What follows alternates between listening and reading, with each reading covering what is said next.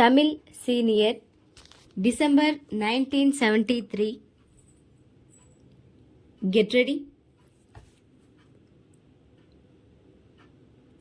Start. தலைவர் அவர்களே, இந்த பேரவையில் தமிழ்நாட்டின் முதலமைச்சர் அவர்கள் சமர்ப்பித்துள்ள வரவு செலவு திட்டத்தை பல சிறந்த அம்சங்களை கொண்டதாக நான் பார்க்கிறேன். புதிய அரசாங்கம் பொறுப்பேற்ற பிறகு அதன் முழு ஆற்றலோடு தயாரிக்கப்பட்ட முதல் திட்டமாக இதனை கருத வேண்டியிருப்பதால் இதை குறித்து நாம் நன்கு ஆராய்வது அவசியமாகிறது. இந்த திட்டம் பற்றாக்குறை திட்டம் அல்ல. புது வரி போட்டும் பற்றாக்குறை திட்டம் வகுக்கலாம். என்னை பொறுத்தவரை வரியே விதிக்காததை உயர்வு என்றோ சிறப்பு என்றோ நான் கருதவில்லை. அபிவிருத்திக்கு தேவைப்படுகின்ற பணங்களுக்காக வரிகள் போடுவது அவசியமே. எனினும் யாருக்கு வரிகள் போடுவது என்ற பிரச்சனைதான் இங்கே முக்கியம்.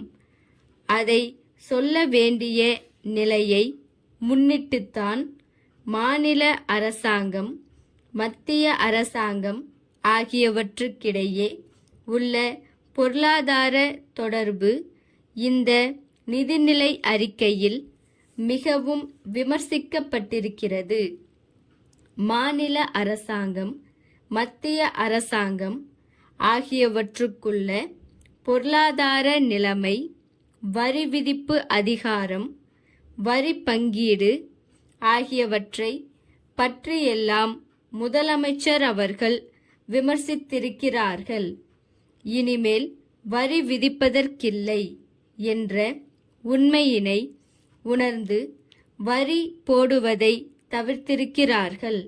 அதற்காக முதலமைச்சரை பெரிதும் பாராட்ட கடமைப்பட்டிருக்கிறேன்.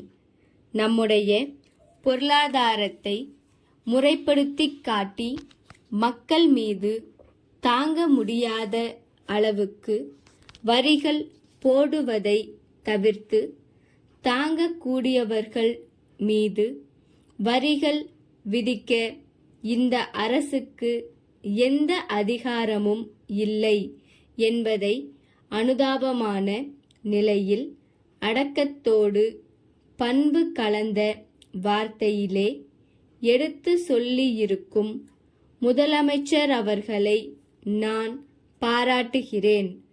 அடுத்து இலங்கை அகதிகள் பற்றிய பிரச்சனை மிக வருந்தத்தக்கதாகும்.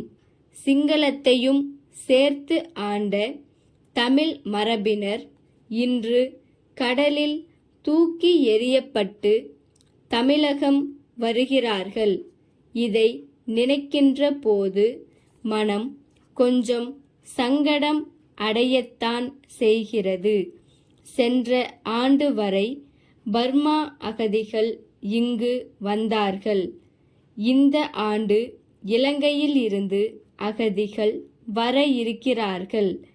இனிமேல் வந்து கொண்டே இருப்பார்கள். இந்த அகதிகள் பிரச்சனையில் மத்திய அரசு இன்னும் கொஞ்சம் பொறுப்போடு கடமை உணர்ச்சியோடு நடந்து கொண்டிருந்தால் இந்த சிக்கல் தோன்றியிருக்காது. இது சர்வதேச பிரச்சனை. தாயகம் திரும்பும் அகதிகளை குடியேற்றுவதற்கும் அவர்களுக்கு புனர்வாழ்வு அளிப்பதற்கான வழிவகையினை காண்பதற்கும் மாநில அரசு வழிவகை செய்திருப்பதை எல்லோரும் பாராட்டி இருக்கிறார்கள். இலங்கையில் இருந்து லட்சக்கணக்கான குடும்பங்கள் வர இருக்கின்றன. ஏற்கனவே பர்மா அகதிகள் பற்றிய அனுபவம் நமக்கு இருக்கிறது. அவர்களுக்கு சரிவர நிவாரணம் ஏற்படவில்லை. இதற்கென தனி அதிகாரி ஒருவரை நியமிக்க வேண்டும். மற்ற அதிகாரிகளிடம் பொறுப்பை ஒப்படைக்காமல் ஒரு தனி துறையை ஏற்படுத்தி தனி அதிகாரியின் கீழ் அத்தகைய பொறுப்பினை ஒப்படைத்தால் அகதிகளுக்கு நல்ல முறையில் நிவாரணம் அளிக்க இயலும். திருநெல்வேலி வாணி பதிப்பகத்திற்கு. அன்புடையீர், எங்கள் நிறுவனத்தின் பிரதிநிதி உங்களை அண்மையில் சந்தித்து நம் இரு நிறுவனங்களுக்கிடையே புத்தகங்களை பரிவர்த்தனை செய்து கொள்வது குறித்து கலந்துரையாடியதை நினைவூட்ட விரும்புகிறோம். தங்களுடைய கருத்தை நாங்கள் தீவிரமாக பரிசீலனை செய்து பார்த்ததில் உங்கள் விஞ்ஞான தொழில்நுட்ப புத்தகங்கள் எல்லாம் சற்று விலை கூடுதலாகவும் எங்களுடைய புத்தகங்களின் விலை குறைவாகவும் நிர்ணயிக்கப்பட்டிருப்பதை காணலாம். 200 பக்கங்களுக்கு தாங்கள் 15 ரூபாய் விலை நிர்ணயித்திருக்கும் போது நாங்கள் 400 பக்கங்களுக்கு 25 ரூபாய்தான் விலை வைத்துள்ளோம். இரு தரப்பு புத்தக ஆசிரியர்களும் சமமான புகழ் வாய்ந்தவர்களாக இருந்தும் உங்கள் நூல்களுக்கு குறிப்பிட்டுள்ள விலை சற்று கூடுதலாக இருப்பதால் அதனை விரைவாக விற்பது கடினம் என்று தோன்றுகிறது. ஆகவே இதனை பற்றி தாங்கள் ஆலோசித்து தகவல் அளிப்பீர்களேயானால் சிறந்த ஒரு முடிவுக்கு வர இயலும்.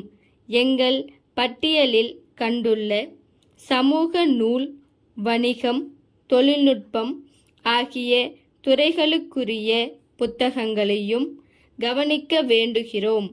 ஆதரவை நாடும். தங்கள் அன்புள்ள பாரதி பதிப்பகம். ஸ்டாப்.